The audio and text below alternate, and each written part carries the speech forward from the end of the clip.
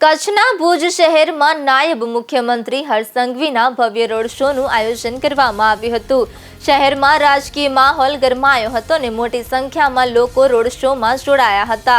Jubilee circle ખાતે નાયબ મુખ્યમંત્રી હર્ષ સંઘવીનું ભાજપના આગેવાનો અને કાર્યકરો દ્વારા ઉષ્માભર્યું સ્વાગત કરવામાં આવ્યું હતું। ફૂલહાર અને નારાબાજી સાથે સમગ્ર વિસ્તાર ગુંજી ઉઠ્યો હતો।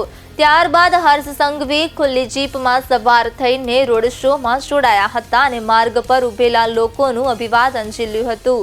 રોડ શો દરમિયાન સુરક્ષાના પણ કડક બંદોબસ્ત કરવામાં આવ્યા હતા। આ રોડ શો દ્વારા ભાજપે પોતાની શક્તિ પ્રદર્શન કરી હોવાનો રાજકીય વર્તુળોમાં ચર્ચાનો વિષય બન્યો છે।